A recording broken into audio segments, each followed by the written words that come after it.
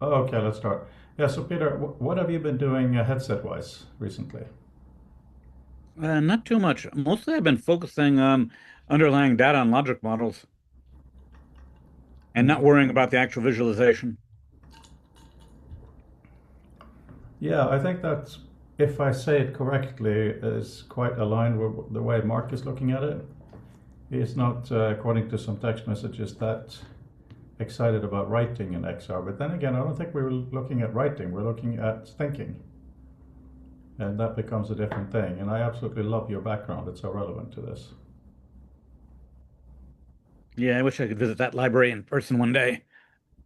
Is it a real library? Oh, it is, isn't it? Yeah, Where is it? Dublin. Ah. Oh, is that why it's getting bigger and bigger? It's Dublin and Dublin. Sorry, that's the worst dad joke ever. Well, you should come to Europe someday for sure. It's not that far away from here, obviously. But what feelings do you have about what might become more useful in the headset, other than kind of multiple monitor setup? In addition to that, I mean. Well, I still want to try for the Benedictine cyberspace idea of having a really abstract data space where you get to control the dimensions and how data objects are arranged dimensions and then unfolding the dimensions to expose inner levels for high dimensional entities. I'm going to send you a link to something. Um, I think you are, just like me, partly inspired by this. Ah, yes. Yeah, it's kind of wild, kind of cool.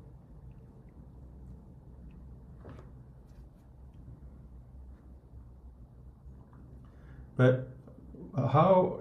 Tell me more about how you're thinking about this, because one thing that became very clear to me over the last few years when we were talking about non-Euclidean spaces and all kinds of things like that, um, we still have two eyes or one eye. You know, it doesn't go inside our brain. This is very obvious for those who get it. For me, it was news when we started experimenting with it.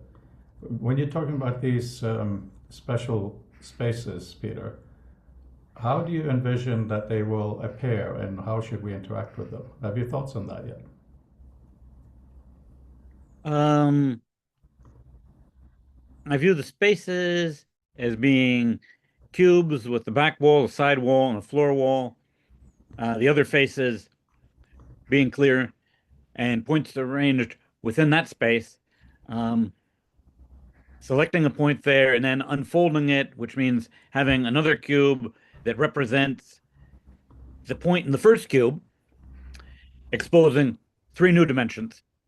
And actually, you can get a little bit more because you can also color code the points, or you could slightly modify the shape of the points. But so you are still looking at walls. Yeah. Are you? Do you primarily consider when you're thinking about this, kind of sitting down or standing up and not walking and being in a fully rendered environment, or are you thinking about AR? You know, seeing things in your physical environment. I tend not to think about AR simply because I have too many bookcases around me and there's not enough space in the compact space that I'm working in the real world to be arranging stuff in AR. So I'm thinking more sit down in the absence of an omnidirectional treadmill. If we had some sort of an omnidirectional treadmill mechanism so that I could walk without actually walking more than a couple feet horizontally, then I'd be interested in other arrangements. But given the fact that currently we have the headset for our head, but we don't have something for the lower half of our body to accommodate moving around, I see that as being the primary constraint at the moment. Yeah, I think this is a very important discussion because you know, Dini wanted to be in an environment where she's sitting on a chair that swivels, a swivel chair, so that you could be able to have information on all sides. And we also Yes, that looked at, definitely works for me. yeah, and we also looked at sculpting things in front of you. I like those approaches, and I'm very glad we went through them. The reason I'm currently focused on AR is twofold. One of them is the brain uses spatial information when we physically move through space, you know, the memory palace that you talked about, of course. And also, uh, we, we can then, if we're only in a virtual environment, we don't get to do that. We don't get I don't know, there was two reasons. Hang on, I have them in my slides. There was like a point to make today.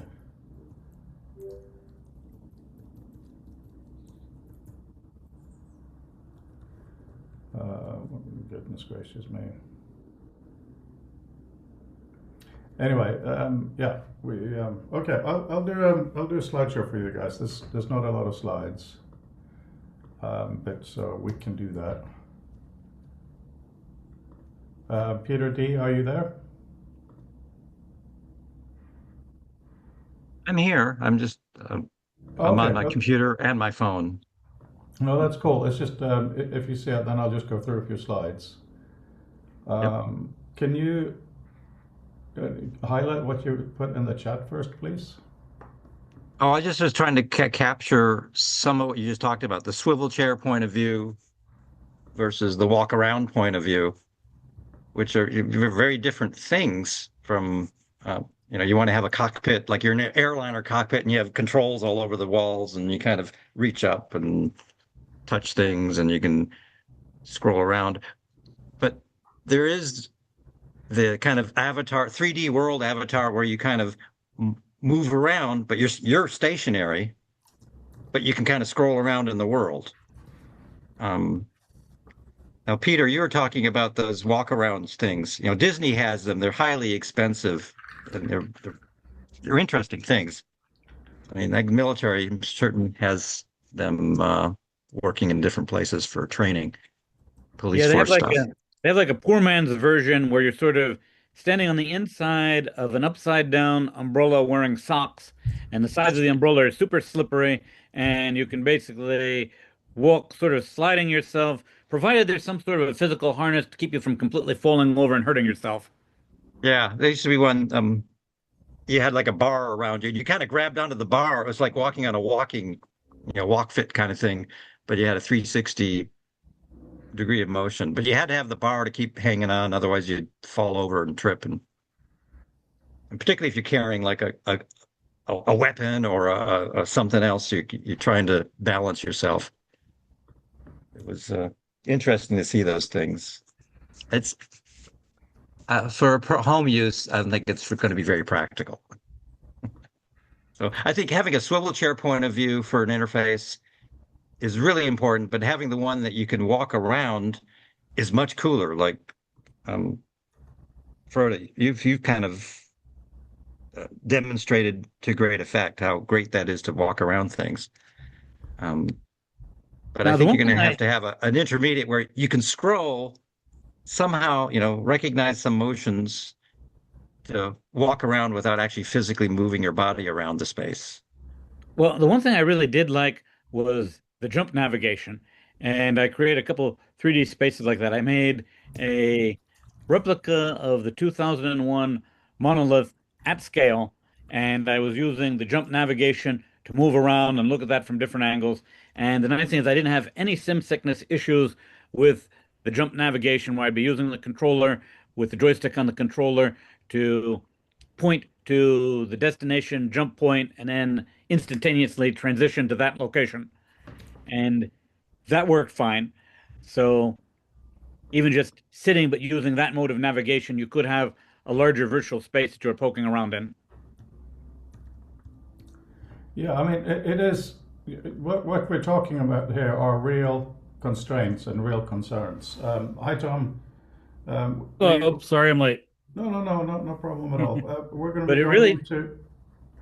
It really did have to be the jump navigation, because when I tried the smooth scroll navigation, I was ready to toss my cookies.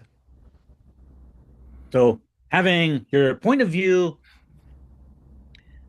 slid smoothly without any of this feedback to your inner ear is just nightmarish. But I guess because we grew up watching cutscenes in 2D movies for our whole lives, our brains are wired for the idea of having the surroundings instantaneously cut from one to another. So that doesn't cause any disorientation, but just slide a couple feet and the queasiness instantaneously sets in. Yeah, so Tom, that's kind of a summary of the issues at hand.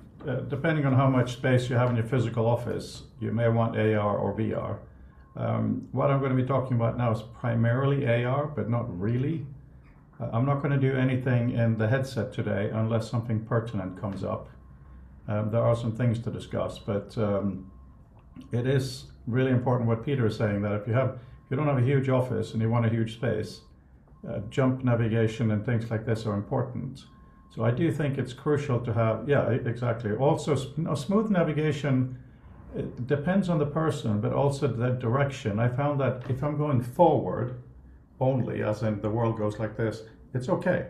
But once I start turning, it's quite nauseous. So some systems I've tried, stupid little shoot 'em ups, if you instantly turn to the side, so it's a jump but only 90 degrees or 45, and then you go forward, it's very awkward looking. But that reduces, because the perception of speed is different this way than this way. So these are important issues.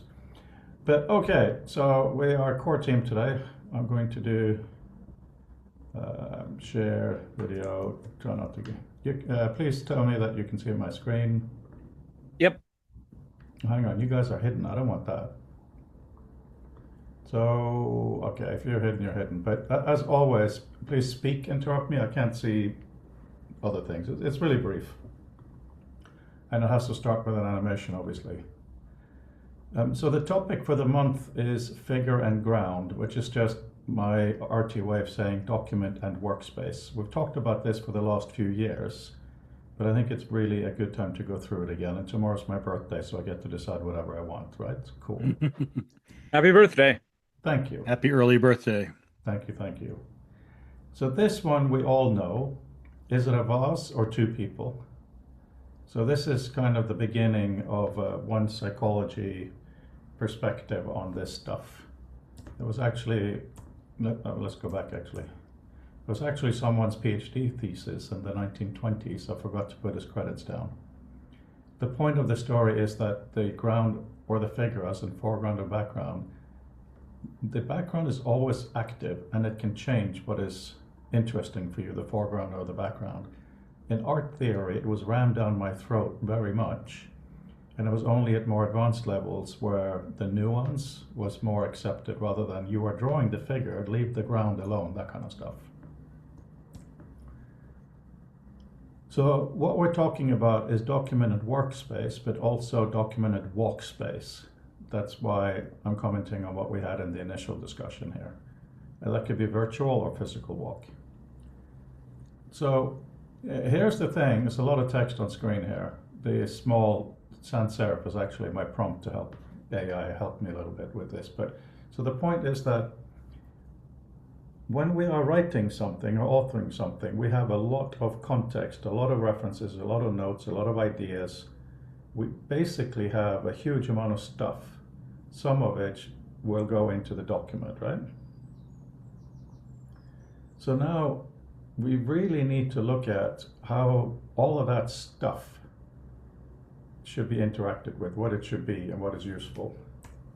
Because if you look at the history of our information stuff, it's not going to be a long history, but we're looking at thinking, experience, and authoring here. So the very beginning of writing with cuneiform, before cuneiform properly, was these little balls of clay that inside them had the things that were written on the outside.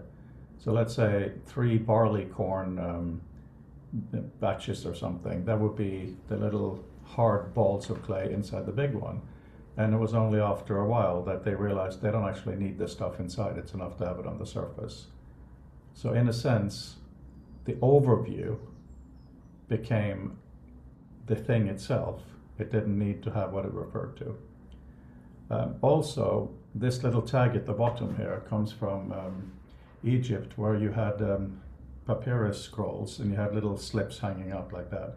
They look very similar to when you go to a clothing shop and you look at where something was made. That goes back at least 3,000 years before Christ. They're a bit later than the bulla. Do any of you know Warburg?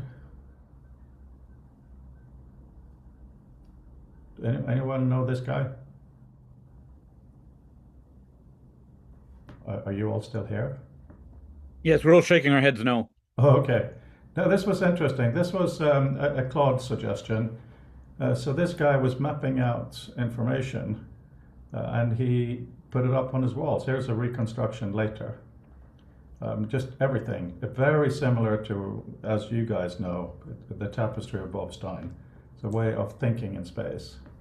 And he had the notion of the law of good neighbor, which is very related to what Mark Anderson talks about with spatial hypertext. There's a reason why it's there and not somewhere else. And this is Robert Caro, a much more modern example, basically having articles that you're writing on the wall. This is quite close to the kind of thing we're fantasizing about, isn't it, but virtually. It is two-dimensional, but very cool. And then the world went digital, and I call that the great crunch, because instead of having huge walls, we had relatively small rectangles, obviously. So the knowledge space shrunk, and the interactions expanded. And that goes back to Lao Tzu. If you tell me, I'll listen. If you show me, I will see. But if you let me experience, I will learn. We all here greatly care about interactivity because it allows you to experience, to do. There's another great quote, though. The screen gave us an ocean to hold and a porthole to see it through, and called the porthole interaction. That was actually something Claude came up with. I think we're at a funny place in time now where we're not just concerned about AI ghostwriting, but they're actually worth quoting at times. So, preaching to the choir, digital world, we've got hypercard, hypertext, all these super interactive things that all rely on knotting things together because they couldn't all fit in a huge space. Comments, questions, asides, anecdotes? Okay. So here we have Bob Stein's tapestry. Let's see if it plays properly. It's very simple, which is of course the genius.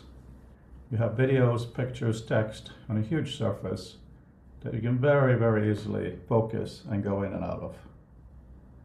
So it's a very useful thinking space that is open and lives on the web. So this is, I would say to Bob, this is the flat trying to escape into a bigger world.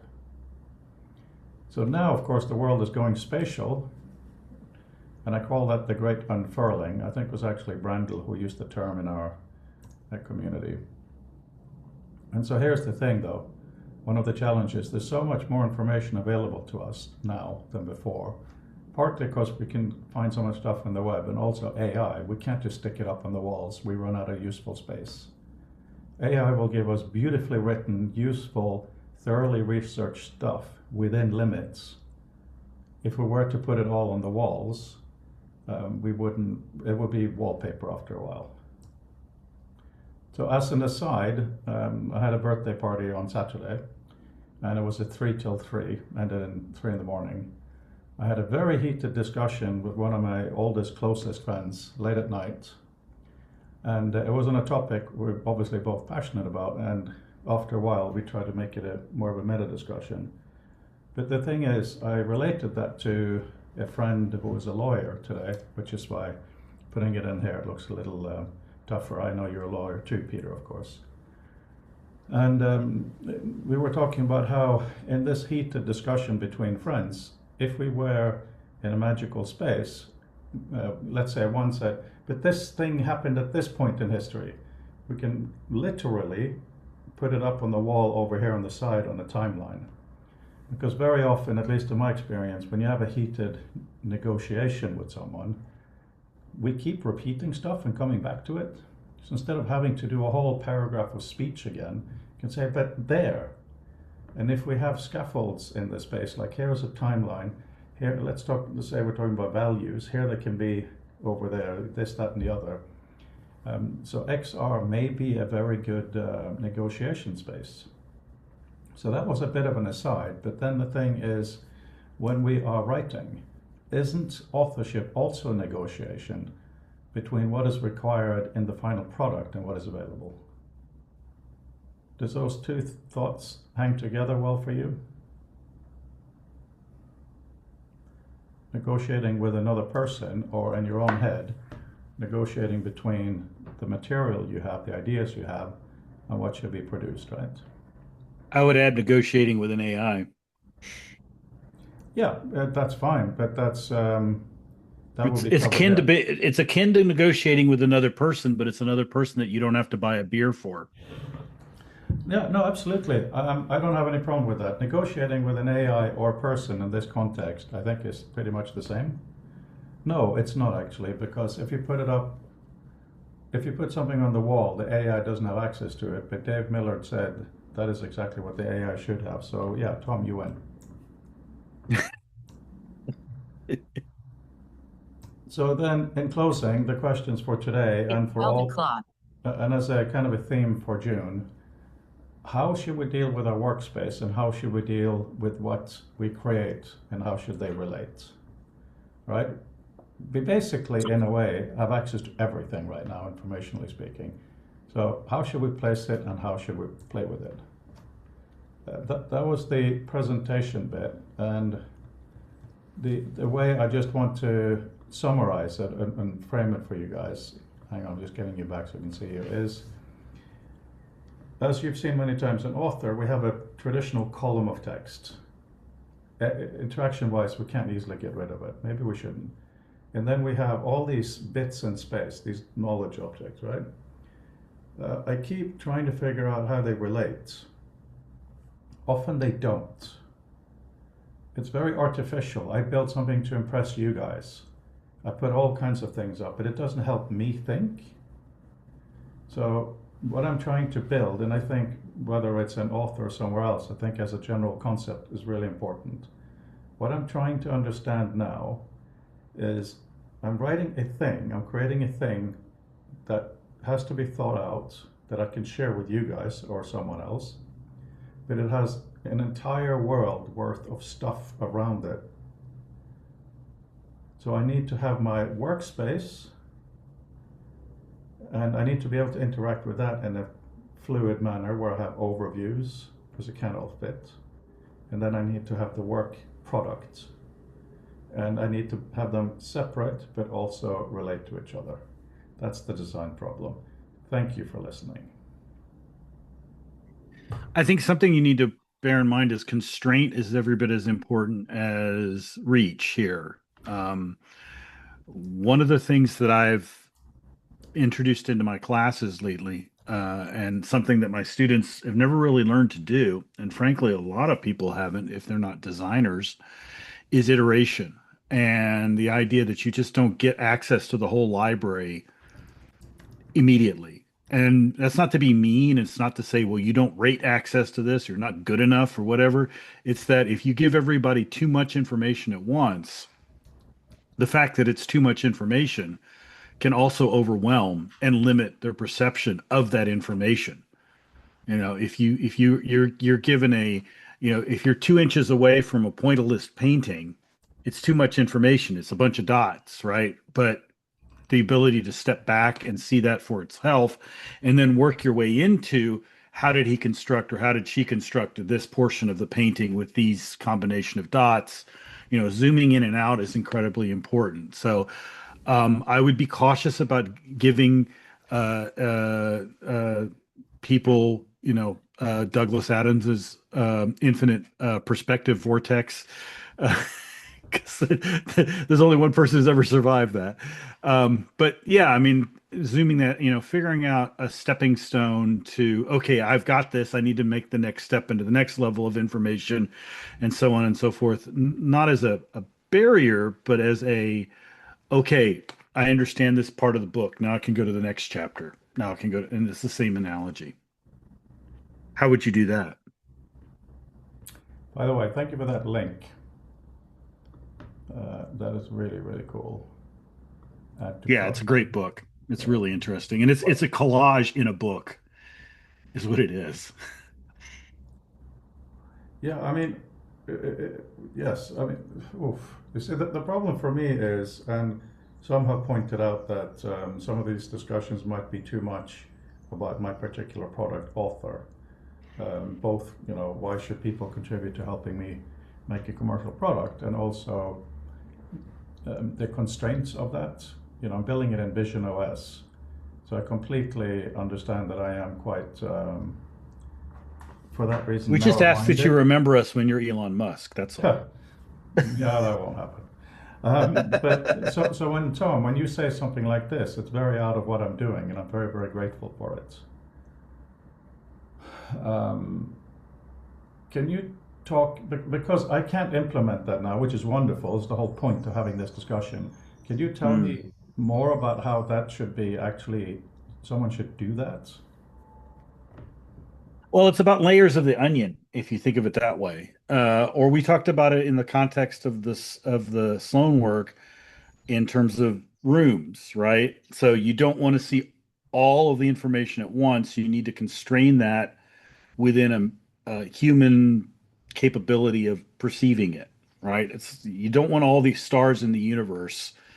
They look cool, and in the abstract, they're really cool, but you don't understand them. You don't understand all of the what's going on behind them, why they're distributed the way that they are, what's actually going on there, that they're all very different, and so on and so forth. Same thing is true with information. So, I think that a series of interconnected rooms of information, a series of interconnected bubbles that you're operating in, to where you can pull in and connect bubbles of information as you see they're necessary, but or maybe it gives you suggestions. Maybe it says, okay, Peter's got this really great bubble on coding. Pick your Peter. Um, and you should pull that in and think about it in the context of language, in terms of the way you're trying to use language, because coding is language. So what does coding tell us about language? And so then now I've fused two bubbles together, and I'm working within that space, and they may be two different sets of information, but I'm still in that space to where I have that familiar, and I'm not being pushed out into the infinite perspective vortex, right? Yeah, I understand that, but so we are normally here primarily dealing with text as the visual. Right.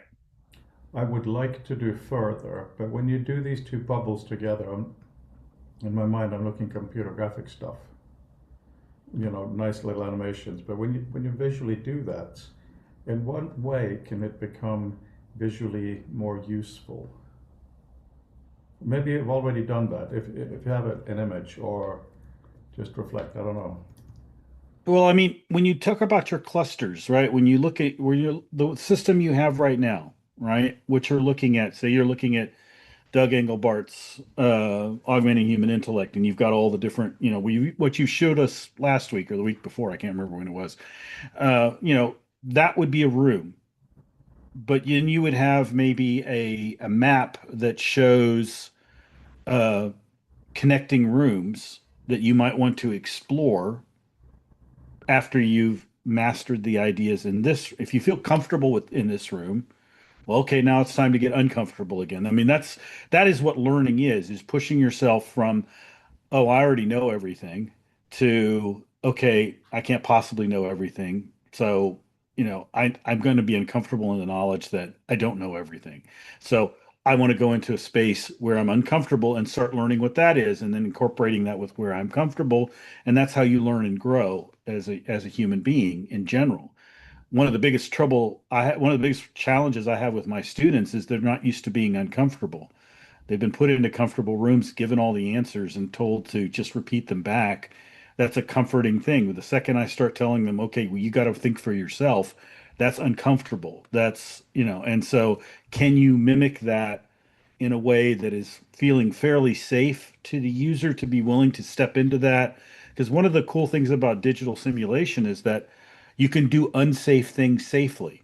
You can fly a plane and crash it without actually killing anybody or yourself in Microsoft, whatever. So you can do the same sort of thing conceptually and mentally. You can fly a information plane and jump into something that might seem on the face of it as being stupid or irrelevant or something like that you wouldn't normally do with a human, and say, oh, well, let's look at this over here, as a way of exploring new territory, and then saying, oh, you know what? This does actually relate to what I'm working on, what I'm doing. And I need to somehow fold this back into what that is. And I do this all the time, but I'm good at it. I've had a lot of practice. If I may have a natural talent for it, but I still feel limited because I forget things, and I'm like, oh wow, and then something will. The cool thing about AI is sometimes it'll pull up something. I'm like, you know what? I had forgotten all about that book. I need to go back and look at it. And that's where the human failing comes in. I mean, especially as we get a little older and have birthdays, we remember less, and we remember the. So yeah. So Tom, Can we help with that? the knowledge navigator you've been working on? Yeah. The visualization results, are they from the Mhm. system, or are they from kind of mock-ups to help you design it currently? No, the idea is that the LLM is generating the connections. It's meant to give you the unexpected. So, for instance, if I put in two completely different texts, for instance, maybe Shakespeare and Doug Engelbart, and I put them together and I say, okay, show me all the connections between Shakespeare and Doug Engelbart. It might be giving me a new way of explaining Doug Engelbart to somebody who only understands Shakespeare, for instance. I mean, we use metaphor all the time. And that to me is making unusual connections, right? Making connections because we work ourselves into boxes. I only understand Shakespeare. I don't need to understand anything else because, that's what I study. This is Shakespeare, and Shakespeare is great, and I love Shakespeare, and I'm always going to love Shakespeare. So I'm going to stay in the safe space that is Shakespeare, that I have spent a lot of time making a safe space. But do I have something now that is going to push me into a space where I think about Shakespeare in a very different way as a consequence of stepping outside the room and looking back at it, right? Through another set of lenses. That to me is where real innovation and growth happens, both on an individual level, but also on an organizational level, because we develop blinders. And so anything I can do to strip away those blinders in a way that I can control and modulate is going to be a powerful tool. And I think you could do that visually as well. I mean, in terms of a 3D space, if you think about, But the question is Yeah. how? Because our groups keep shrinking and growing, and now we're in one of our smaller sizes. And what I hear from some people is quite a bit of shouldn't be like this, shouldn't be like that. It shouldn't be. It shouldn't relate to what we already have, and so on. And then when I say, well, what do you suggest, then it becomes very difficult, and that's totally fair enough, right? But Well, again, the metaphor we were using last semester where we had rooms. And so again, if you think of that visualization that you were showing of Doug Engelbart as being a room, and all those things are stuck on the wall around you, but then you recognize that that's only one room, or maybe you can fold another room into it and reshuffle the deck. That could create some incredibly important and again, layers of an onion. Give me some suggestions of 5 rooms that I should look at that are related. That's where the AI comes in.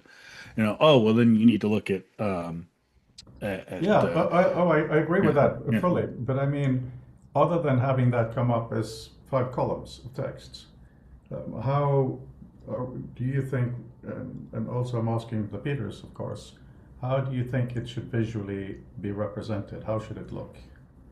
I think that's the rubber meets the road question. Do you remember the old maze, or they're still around, but you remember the old maze games like Doom or Castle Wolfenstein? You were Absolutely. running around in the All maze and too you're seeing, well.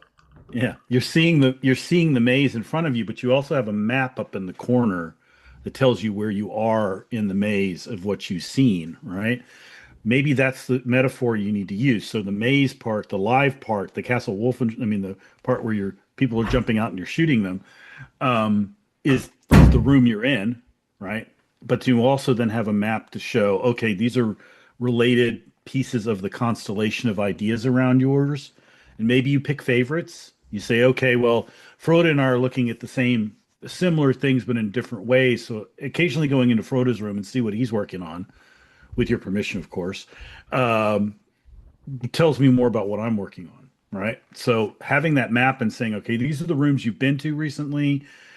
These are some suggested rooms maybe that other people are working on, so that you look at it as a constellation of planets, and you're on your own planet, and you've got all these other planets, but you can jump from one planet to Right. another, or Yeah. you can pull their, But yeah, once you've landed, once you're in a virtual room, yeah.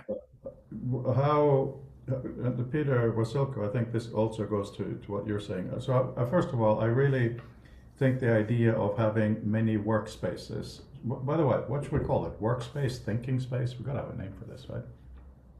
Don't call it workspace. Oh, It's why do you have a strong reaction to that? it's got so many negative connotations because of Microsoft, I would say. Ah, okay. I'm not a Yeah. Microsoft guy, so I haven't noticed that.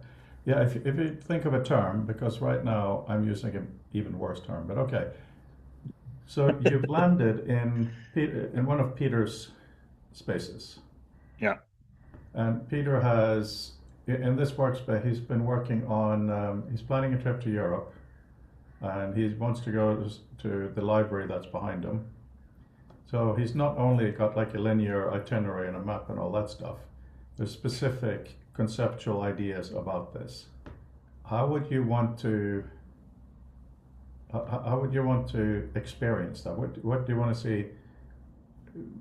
Post-its on a wall. And by the way, I'm not saying that's bad at all. But do you want to see something floating in space? So what kind of fantasy do we have here? Hmm. I would want whatever we're seeing to show a certain amount of recency. So what has Peter worked on recently, as opposed to what's been sitting there for a year that he hasn't really looked at? And for different reasons, I may want to look at one or the other.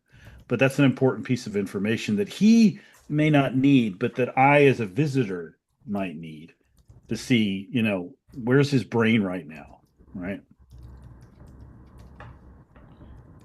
Yeah, So okay, the fine. someone else's room may behave differently than yours, No, fine. maybe. I understand, but the thing is, it's still a question of Well, I'd want to be able to scrub across time. Maybe multiple Hmm. granularity sliders too. One could be years, another one could be months. Maybe one track could be just semantic with just names of projects I've been working on so that I could click on one of them and bring everything back to the point in time that I last had that open. so are you talking about lists then? Columns of lists? Um, no, I'm talking like maybe imagine 3 tracks of spatial sliders, and I could grab one and move it back and forth, and that would control the temporal index for the space that I'm looking at and automatically reconfigure everything to how it was at the point of time corresponding to the current temporal setting. The other thing is it would be nice to be able to manipulate someone else's space without actually manipulating it. So like going into your office, right? And I can take your ideas and move them around in a different way, but they don't actually affect what you say, but I can send it to you and say, hey, have you looked at it this way or have you looked at it that way? And that way you can have that, it would be one way. So I could go through all your books without messing up your bookshelf, right? Yes, I agree with all of those things, but I'm just being a bit of a bully here to trying to really drill down on what it would look like. Well, we want to be able to reify all of that and represent it as, maybe a little green tennis ball. And the green tennis ball could be how Tom reconfigured my space. So if I grab the green tennis ball, suddenly that would swap out my current view spec for the view spec that he bundled up as the green tennis ball. Right. So as we were talking about this, this is happening in the background. This is art and architecture in two bubbles merging. So I'm wondering about this level of, yeah, by the way, this thing was supposed to be a cool shape, but I don't know what's going on here. Output audio has sensitive, what? Two bubbles of concepts, art and architecture represented as text. I'll play this again. Because obviously you guys very well know, hang on one second. You very well know the kind of card thing we have, and it's not super visual, right? But it's a beginning. But the reason I bring it up now is it's real. These cards, they have a bit of margin, they have a background, it takes space. And I'm absolutely happy to use color and shape and all the things we've been discussing. But if we can have a concrete example. So Tom, you're walking into Peter's room. It's a current room. Peter, maybe you tell us now something you're currently working on so that we have a specific thing. I don't have to step away from the camera, but I can still hear you. Why don't you talk through what you're working on, then we'll figure out how to display it, okay? Okay, I'm working on an editor idea where I want every character in the editor to have a globally unique identifier that would be preserved even if that character gets dragged somewhere else. So as far as data structures underlying it, every grapheme cluster, which is the set of one or more bytes corresponding to a combination of Unicode code points that, when merged, produced a single glyph. So you have combining marks in Unicode, which sort of might be, put this on top of the previous mark, and you combine that little sequence, and that's a grapheme cluster. Examples would be emoji or multi-byte glyphs from alternate language panes. So each grapheme cluster should have associated with it a nano ID, and that would represent this particular occurrence of, say, the letter A. So if I had two A's, they'd have different nano IDs. Also mapped to that would be a CID corresponding to the actual grapheme cluster. So the two A's would share the same CID. The CID would be mapped to the grapheme cluster itself, so that we deduplicate the grapheme cluster storage and have each symbol in the editor represented with its ID plus the underlying CID representing the grapheme cluster that actually gets drawn on the screen. Then we'd have all of the nano IDs arranged in a single immutable but growing list. Then we can use a bit set to represent a selection of those nano IDs. That lets us produce multiple selections that are discontiguous. Then if we copy something, we'd be getting the indices into a separate document array. Those indices would give us the nano IDs, which we could then map to the underlying grapheme cluster. then we could produce a new nano ID for it in wherever it is that we're pasting the thing in. But basically, I want to be able to create the data trail that lets me know that this letter A that's now in the second paragraph of the memo had originally been copied from a completely different document that was authored by Frode 3 months before. So I want to be able to trace the whole lineage and capture all of that information. So you need some multiple layers of indirection. And of course, once you're working with the bit sets, then it's very easy to apply set operations to them to do really interesting things. So I'm working on the underlying infrastructure for making that happen. Granted, it's horribly demanding in terms of memory, but on a modern Mac, I can afford to throw all that extra memory to be able to track all these layers of indirection and really know the provenance of any symbol that's appearing at any location. So that's what I've been working on code-wise lately. So how would that then be represented in addition to a few flat screens? How might you want Tom to come in and view that? How would you like to, considering the, I forgot, the different kind of environments you've been talking about? Maybe there'd be a different alcove for each conceptual level. So everything related to the deduplicating data storage would be in one little alcove. Then everything related to the nano ID tracking could be in a different alcove. High-level control might be another spot. And so you're talking about a room like the one behind you? Yeah, sort of like bays in a room. Tom, what do you think of that way of looking at it? Or maybe levels if you imagine that I was on a vertical lift that could be going up and down. So I'm sitting flat and everything could be sliding up or down depending upon what level it was at.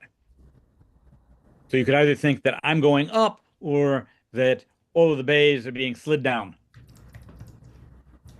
So Yeah, I mean, I like that. Horizontally, but the content that I'm looking at is scrolling up or down vertically on like a room by room chunk basis. I mean, there have been a number of fantastical libraries described in fantasy literature, from the one in Harry Potter to the one in crap. So long I read it. It's a great book too. The Wise Man's Fear, which is a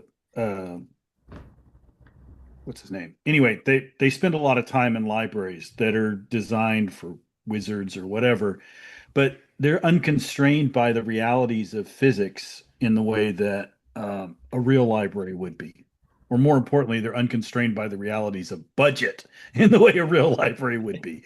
So if you conceptualize that in a way, I'm looking at the library that's behind Peter right now, but if you conceptualize that as a way of building, having the freedom to build, and I like the idea of alcoves. Elevators is interesting too. Where was it that had that elevator? Oh, it was in the Foundation, the recent Foundation series where they did it vertically. Yeah, I mean, having some sort of ephemeral physical space to complement the virtual space, it gives people something that they can mentally latch onto. I've been in an alcove of books before, and so I know what that feels like, right? Or I should note that I haven't tried a vertical scroll in the headset yet, so I don't know whether I'd find that cool or nauseating. Yeah, So I until I can't try speak to something that where I have a either. whole room of books going up and down vertically, I don't know if it would work. Or I'm thinking about the last scene in Interstellar with where he's in the Tesseract essentially, and he's got books. That would probably make me sick. But yeah, look to fiction. Look to because fiction is constrained only by the imagination, but yet it still needs to maintain a certain level of reality. Otherwise, the reader's not going to buy it. So, there has to be something for that reader to latch onto. So we're creating a fictional world here that only exists within the context of your virtual space. So I found something to think about. I Yeah. found thing very useful talking. I'll show you. Actually, no, I'll show you now. So share. Still generating it for you, but if we look, so this is the first, just two images doing this, right? That's cool. Yeah. And then we have art and architecture becoming art. Art, these kind of bubbles that we talked about, where the problem is that they're amazingly rendered, right? Look at that. But Yeah. it's not useful yet. So then Well, the other thing about it is that the library itself is nothing but set dressing. Yeah, no, of course. In this case, the library here is purely, it might as well be a forest, but exactly. Right. So here we have another one where on top there you have these cards meeting and folding on top of each other. It's a different way of doing it here. And then finally, they become a book, right? That's really fascinating because what is a book in virtual space? Irrelevant, right?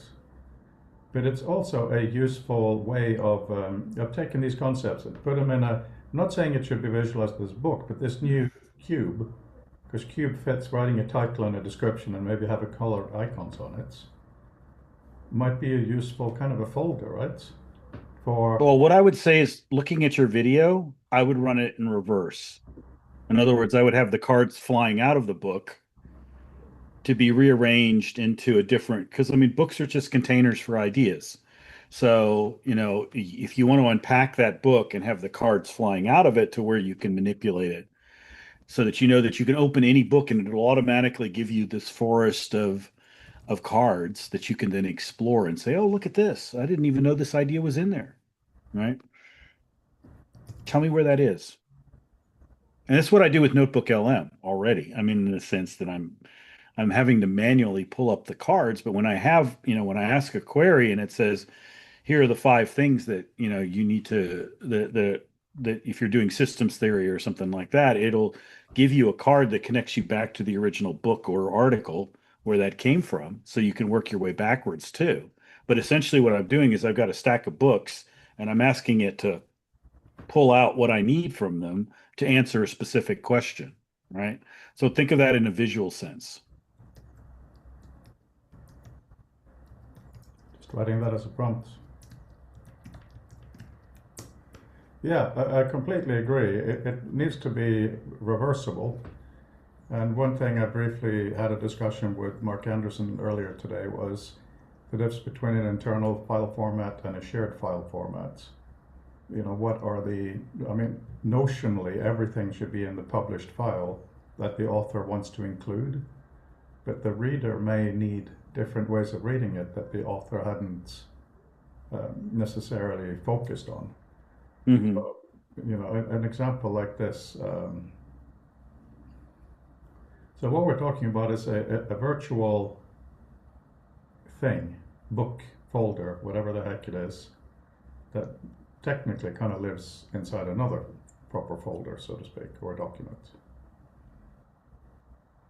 Because the whole idea of being able to unfold it is, of course, core to origami text and everything else we talked about in that sense. I have something else to share with you. So look at the central one there on top. It's kind of cool, right? So you have all these ideas, you choose to put them together, and then gave it a title. I think that's kind of, isn't that cool how it's just giving us tidbits to play with? Well, it's like an accordion process in the sense that you want to explode the book, but then you want to part of the process of writing is you explode the ideas, and then you put them back together into your own construction. And that becomes maybe it becomes another book, maybe it becomes an article, maybe it becomes a visualization. But that's essentially what you're doing. You're accordioning it out, making a mess. Whenever you reorganize your room, you make a mess first because you pull everything out and you then figure out, okay, this needs to go here, and this, I can get rid of this, and this needs to go, so on and so forth. But you have to make the mess before you can make the neat.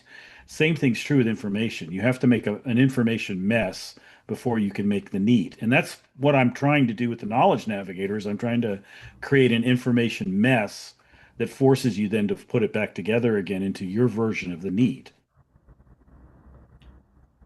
Yes. Or orderly. Yeah, absolutely. It's the anti-German application.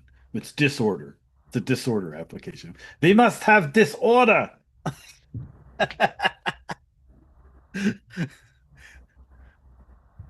I guess that's Italian, right? But Tom, when you're talking about, okay, so let's say you have taken Doug's 62 paper to take the big one, and Right. you've taken something of Shakespeare, and you've asked an AI to, yeah, what would you ask the AI? To do it in the style of another, analyze or ideas? What kind of prompt would it be? Well, I think you try several for one thing. I would not, I'm always resistant to saying, well, what's the right prompt here? And I'm like, well, that depends a lot on where you are in the conversation. But just imagining some possibilities would be,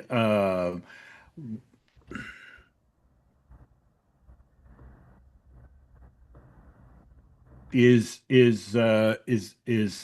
Engelbart a tragedy or a comedy, or what elements of tragedy or comedy are included in, in the Shakespearean vein, are included in, are critical too, and what can we learn about the those concepts that were adopted by, subsequently to Doug, and those that weren't, right? So which ones would be more relevant in terms of looking at it from the perspective of Shakespeare? Is it the tragedy stuff that got adopted, or is it the comedy stuff that got adopted? Um, No, but is it more entertainment? Yeah. so far you're giving me A or B, as in yes or no kind of comments. Well, Okay. yeah. But of course, it's even more interesting if we get a more complicated kind of answer, right? Now, I don't have a prompt for it Yeah. either. So, Well, I don't think it would, anything in Engelbart would necessarily fit very neatly into either one of those categories, but maybe there are elements of this or of that. It's like a sliding scale, more comedy, more tragedy, more history, whatever. And then you then compare that to what subsequently happened as a way of analyzing how technology and processes get adopted or not, right? And because the one thing that augmenting human intellect is it's a profound challenge, and it's a challenge that a lot of people refuse to pick up because they didn't see the point to it. But it's also, every challenge is an opportunity. Those people who did pick it up got some tremendous opportunity at it. But how do you determine which parts of that is which, and where people are going to react? Because Shakespeare brings the human into it. So are people going to react more to the, wow, this is hard and I want to climb that mountain? Or, wow, this is easy and I want to just sit on my TV and watch someone climb that mountain? Uh, and those kinds of questions I think would be thrown into a certain amount of relief by, fusing the two together. And that's just my first take at it. But yeah, something like that, I don't know. yeah, the thing is, um, Peter, Wasilko, you and Mark are very data structure coming at it guys, right? I'm a very visual guy. For me, text is always visual. Braille also, in a sense, is tactile visual. So I need to know, as a designer, even conceptually, what does it look like then? And what Tom is talking about now is very worthwhile, but I'm wondering, Here's the thing, it's quite clear that in most cases you don't need VR, AR, XR. It's just not necessary. Of course not. That's really important. And also, in many ways, pen and paper is better than digital when you're thinking, of course, right? So the issue partly is when you are in a headset or have magical thing, whatever it is, you're on a specialized environment. How do we represent what we call the knowledge objects? We have to decide on something. Right now, they're the most basic. They're just index cards.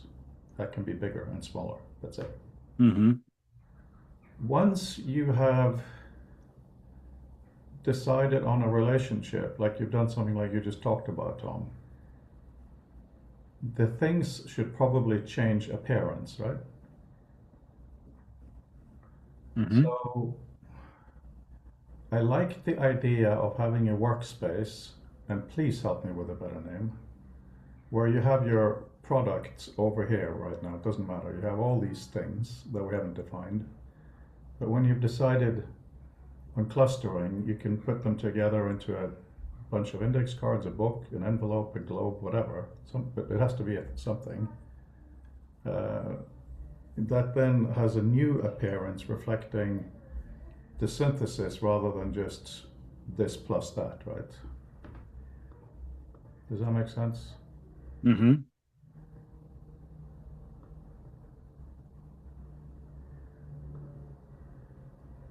Anybody have any thoughts on how they would like to see it? This is where we need Mark Anderson. I want to see in his bubble.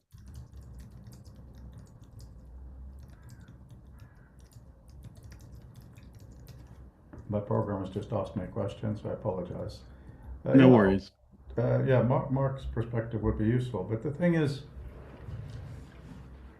okay, I'll tell you, because if you think obviously we're all friends and I mean it in a nice way, but if you feel I'm being a bully on this, on the visual questioning, I'd like to remind you that as an example, in Author, we have an outline and overview. When you do that on a laptop, it's nicely centered, but if you go to a big screen like a 727 inch or whatever, it's too wide and too far on the side. Only this week did I decide to fix that.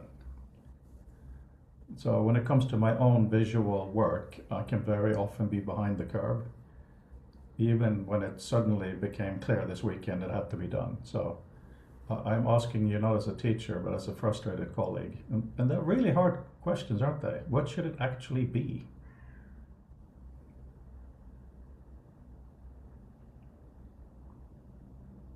Because you can't build a thing without the thing having components. And in digital, unless you're talking about sound, in digital environments, that has to be visual, right?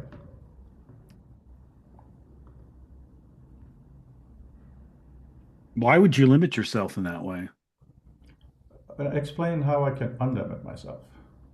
Well, I'm saying, why would you leave out sound, for instance? You've got speakers and I'm not ruling out sound at all. What I'm saying is that, well, first of all, sound in what we're talking about here would be a really interesting side project to look at. But if you had sound as the primer, if you have a room full of knowledge and they all make sound, that'll be a cacophony, of course. So I'm very, very interested in haptics, sound, textures, all of that, no question. But primarily, also considering half of our brain is dedicated to visual processing, half of it, right? Mm-hmm. It is a very powerful part of our conceptual and perceptual apparatus.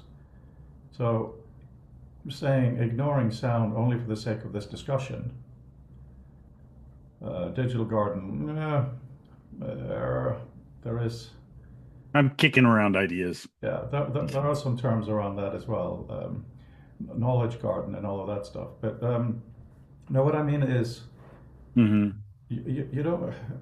Okay, let's just say it's visual. Do you guys have more thoughts on how you would like to put on a headset? Your information is presented visually, at least headings or titles or tags for text. When you open something up, so to speak, Sure, it may be in a completely different form, but at some point, or would you prefer to only work with icons?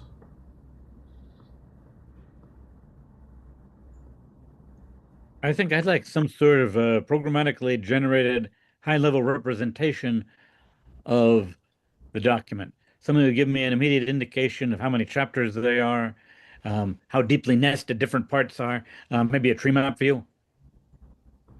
I'm talking. I'm talking primarily when you are authoring. Would you also like that when you're authoring? Hmm.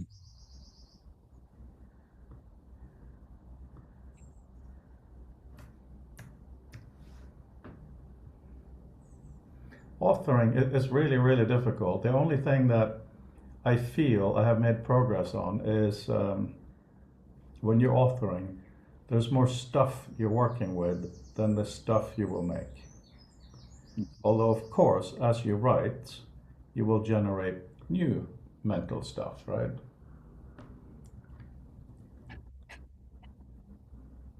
Yeah.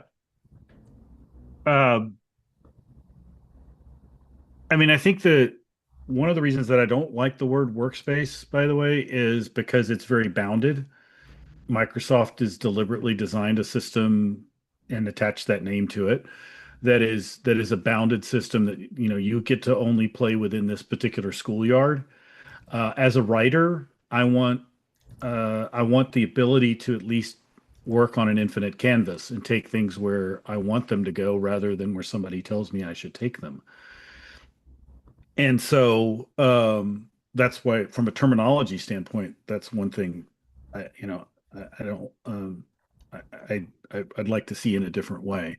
Um, One other way to approach this is you're sitting in your office, you're looking at your bookshelf, you're trying to write. Imagine it's 50 years ago. Okay, you only have your bookshelf to work with.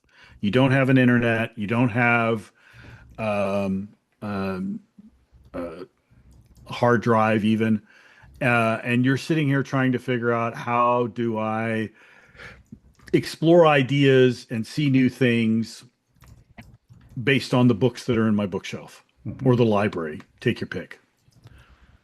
What is frustrating you the most about that environment? What are you missing? What do you need to make yourself, how do you get yourself from being the struggling writer to the empowered writer? Um, and how can you generate that in a digital way that wasn't possible? What's missing from the way traditional books work? How are they dysfunctional?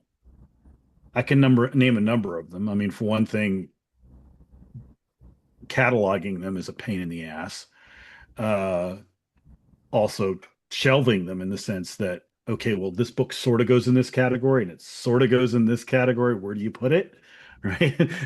I have tried so many different shelving mechanisms for my books over the years, but they're fundamentally limited by the reality that, a good book doesn't just hit one area, right? It hits a lot of different areas and may have a lot of application to different areas.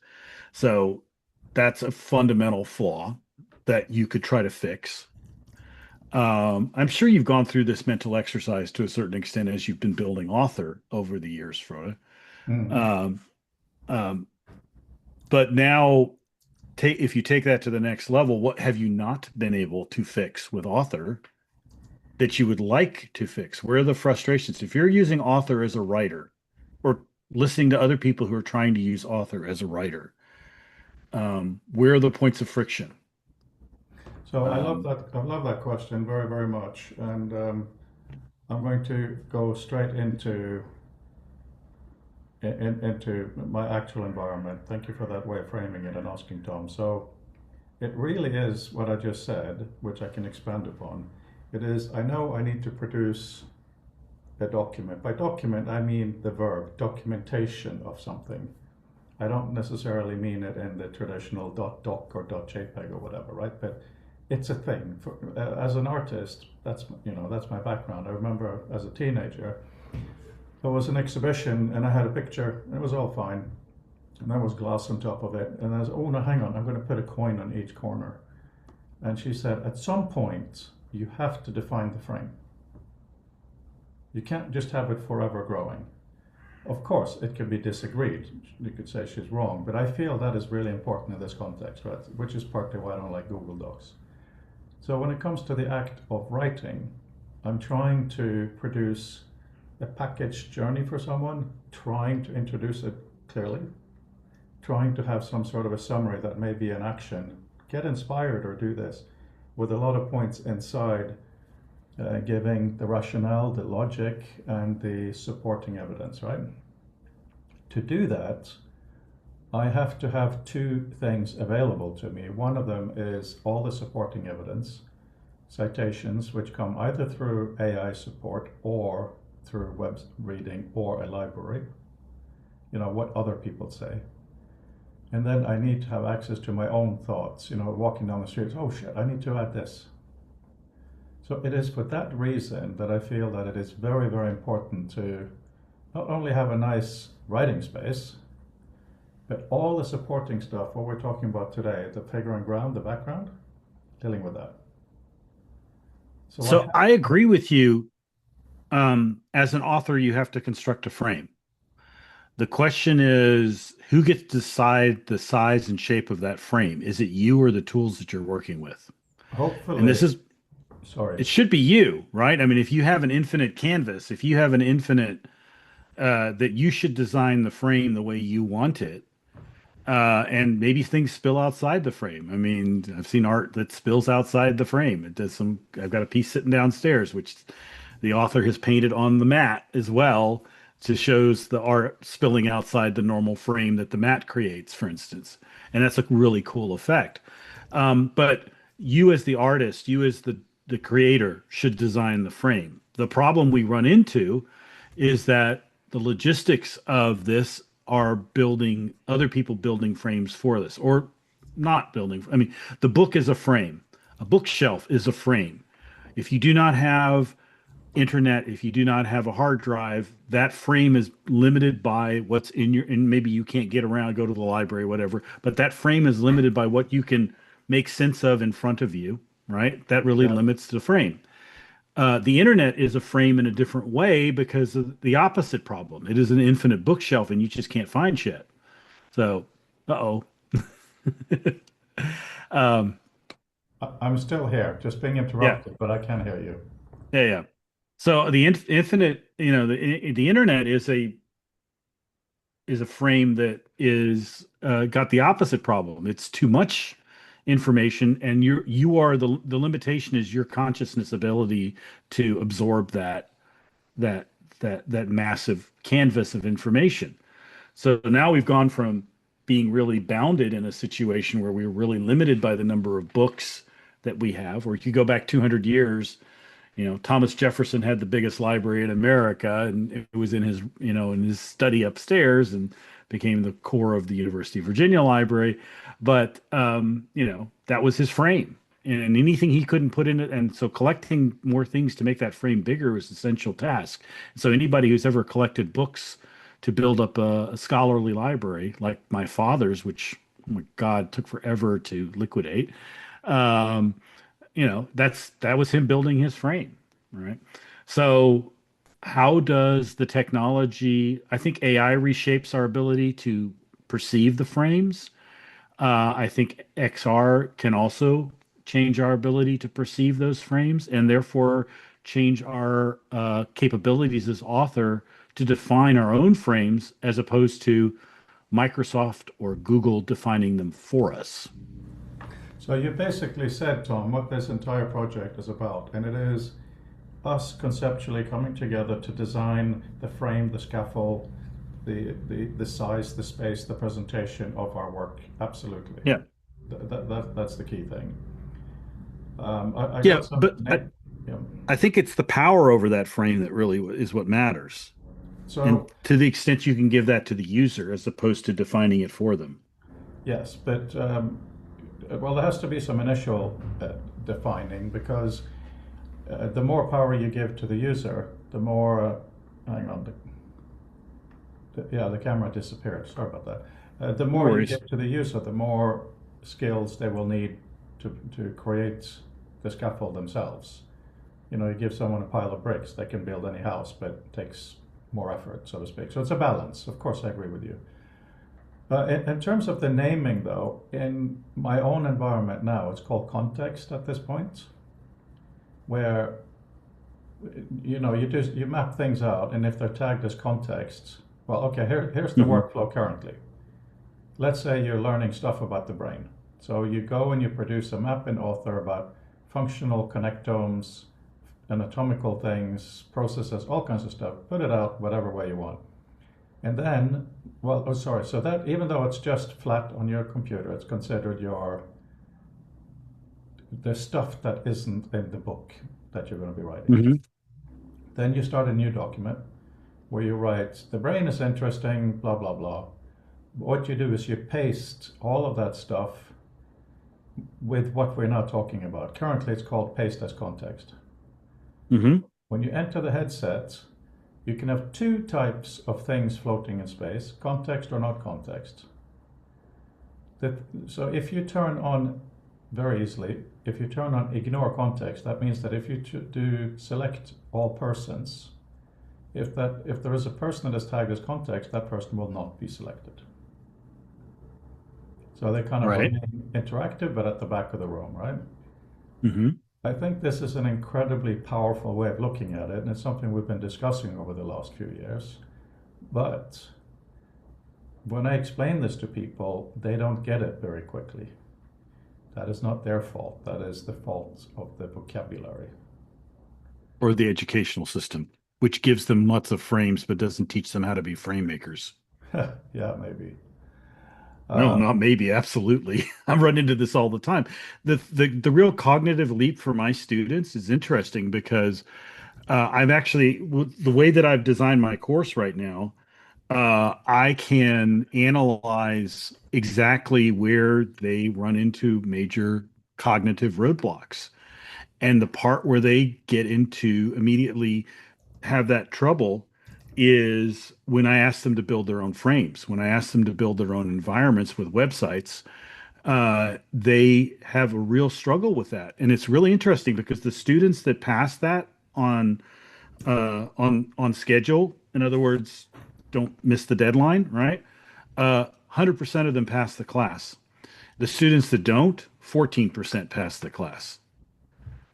That is, but that's not unique to my students. I think that's something that educational systems that prioritize memorization and regurgitation train us to do. They give us all these frames. They give you problems, and you have to find solutions for them. Well, a problem is a frame. But most of the time, when you're given a problem, you don't have the context you have to build your own frame around it, especially if it's a complex problem. So therefore, you have to learn how to build frames.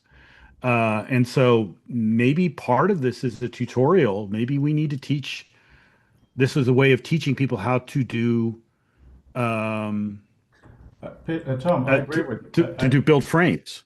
I agree with you, but we still need a name. How about a sandbox? No. No. That's conceptually very cool, but the thing is, and what's really annoying, because I'm obviously talking to my friend Shannon at the same time, and Shannon is suggesting knowledge garden. Mm-hmm. Nothing to do with digital garden, completely different, right? How about a Well, Caro? that was one of my other suggestions, but yes. Exactly. No, exactly. That's why I'm joking that it's similar. So, sorry, Peter, were you saying something? Yeah, how about a Carol, like a study Carol in the library? Can you write that as well, please? I'll just read some of the suggestions it's given us, see if we can. Because the thing is, Jack Park was a wonderful guy. A lot of what he works on is knowledge gardens. And so that language is very much in the kind of knowledge mapping field. So, yeah, but I mean, it looked at things like. But how big is the knowledge mapping field? Seriously. No, I'm not saying it should be ignored, but then again, it is. Yeah. Not everybody has an affinity with garden as a knowledge thing rather than as, a dirt place with grass they don't go. So, yeah. Personally, look outside. I relate. But, there's some constellation, orbital field, it looked into that kind of stuff. What is around? Also went the opposite, ground. It is the ground from which you build. Mm-hmm. Vista was one. Vista's not bad actually. Stock, Ecosystem. Hmm? What I put in there, ecosystem. Very good, thank you. Peter, can you write what you said as well, please? Yeah, I'm trying to look up a citation for it. Okay. It also then in the second session was haunt, spot, retreat, studio, den, snug, nook, cozy, the quiet, the buzz, the table. This is for the kind of space you want to be in when you're writing, when you're working. And towards the end here, it went into knowledge garden, knowledge terrain, knowledge landscape, knowledge commons, the study. So, I can't remember the guy's first name. John Naughton, I think. What is the internet really? This is like from 15 years ago. He went into the direction of an environmental eco explanation for describing what the internet was, not the web, the internet. And I think he went and landed on ecosystem. I've got the book here somewhere, but as usual, I can't pull it up in my XR environment, so I can't find it really quickly. I could spend 5 minutes digging through my bookshelf finding it, but um,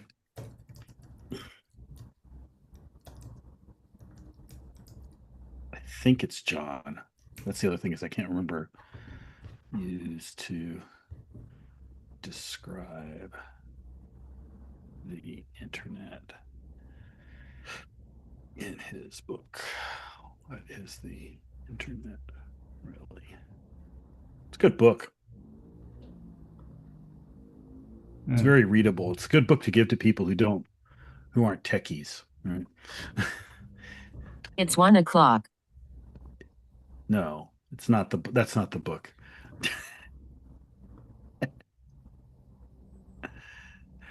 Why does your clock? That's you, Peter, right? Because you're the only one I know of that's sitting in the Eastern time zone right now. Yeah, that would be my Mac. I'm not sure what background utility is doing it. I set it up years ago.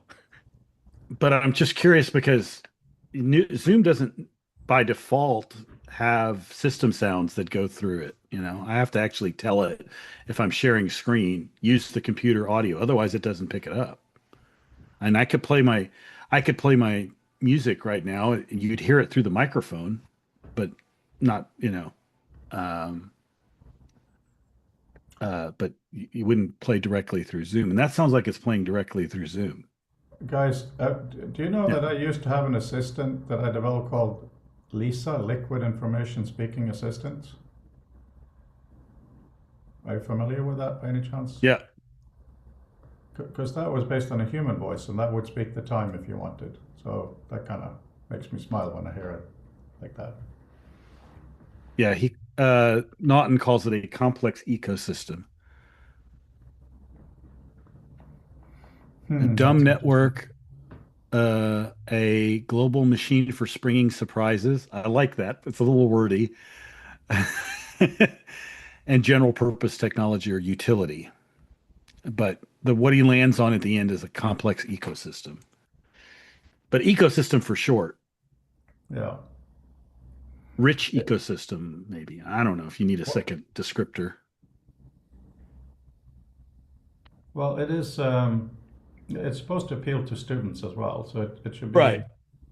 I mean, it's funny with Claude because I said, "What about thinking room or mental space?" It says mental space can mean insane, and so room to think and all of that is good. And it says the clearing or thinkery.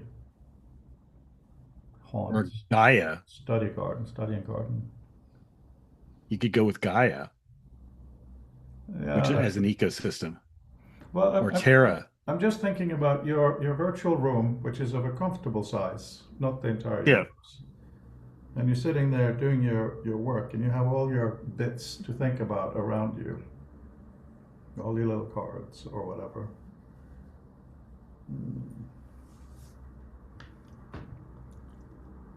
So the ad that I made was when you write in a thinking space. Is thinking space so awful? I mean, Tom, you're the It's teacher not. here. Would you tell your It's students not. to put on this Yeah. headset and go to your thinking space? No. That implies you're not in a thinking space already. Okay, just for your stupid students then. I don't like to think of my students as stupid because therein lies darkness. But I would say, the idea of a study carrel, a study room, reflection space. My thinking space is not a room, it's taking walks. A lot of times when I'm stuck, I just go out and take a walk, and my brain, I try not to start with a set agenda, and I just sort of let my brain go, and eventually I end up laterally thinking myself into, this morning I was worried about this article I'm working on for the Chronicle of Higher Education, but then I went out walking and I was like, I'm going to be spending an awful lot of time sitting at my desk. I wonder if I should get one of those ellipticals that you can put under your desk. And then I started researching that. So, I mean, and I didn't start out thinking like that, but, maybe it makes my tendonitis better. Solved a problem I wasn't looking to solve. A lot of times that's, the analogy I like to make a lot of times, and again, this is kind of the idea behind the knowledge navigator.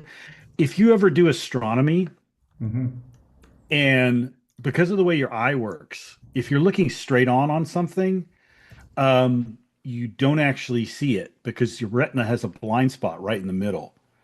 So the trick is, if you're doing astronomy, is to look slightly off to the side, and then you will see it. And so to me, a thinking space is looking slightly off to the side, and then you will see things that you're not expecting to see. Because if you're looking straight at it, you miss it.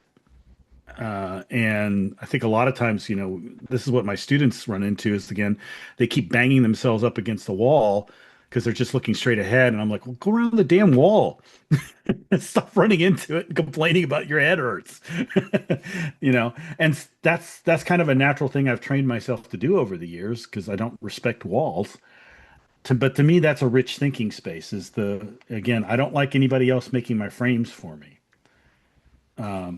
That doesn't mean I don't want to frame.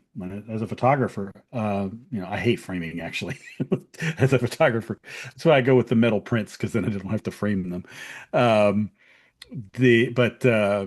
that's a dexterity precision thing that I just suck at, and but the idea that I have to work within a frame, sometimes that constraint is good.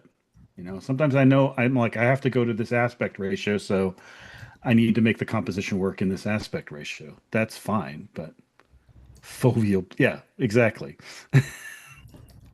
There's also the notion of studio, because Tom, you said, studio. that doesn't say you're stupid outside of it, but it's a special place. Yeah, and studio is a great term. It implies creation because artists work in studios and designers work in studios. Accountants don't, but maybe they should. Maybe I should just call it fovea centralis and not explain to people that means that you're blind when you're there. I'm not sure that's a selling point you want to go for. Probably not. Yeah, Probably not. studio. I like the studio. Better than workspace, thinking space. Absolutely. Yeah. I mean, studio's a little overused too, like Sandbox. What do the Peters think about studio? Put on your headset and go to the studio instead of going to your physical studio. It might sound a little too artsy for some people. Good, I like it. I think of studio like IDEs and computing, like my computer geek side says it's Android Development Studio, or I don't think of it as an art thing first thing, but that's because my computer geek. Yeah, you're a geek. I think for a most professor people, studio. Yeah. Go ahead, Peter. Art. But then, in closing, and thank you for staying over time.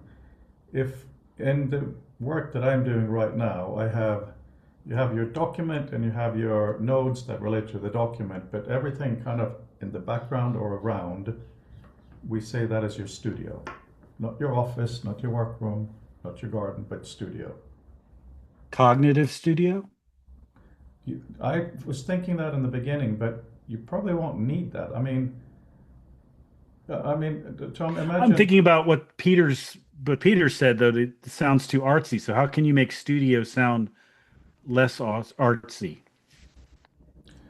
Well, let's keep that in the back of our minds for a second. But Tom, you have a student just come into your office, struggling with something. All these software things are built. Headsets are cheap.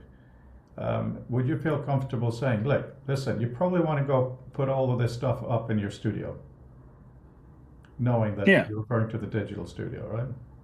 Inner sanctum. I like inner sanctum too. Yeah, studio works. It might become like web. We say web, we know what we mean on the web. It's not intranet or interweb or WACE or any of the old names for the thing. So maybe studio will hit. Maybe not. Lair. Batcave. Yeah. I'll keep that in mind. And I'm very grateful. And we're 10 minutes over. Thank you, guys. We'll continue this topic next week. I'll probably do a really brief demo if I actually build something. But other than that, I'll try to keep the topic more general. So it's and do that clearly to the rest of the community. Plato's Cave. Don't make me think. That's a good one, actually. All right. Bye for now. Have a great week. Thanks a lot. I'll see you Have a good on week. Monday. Bye. Bye.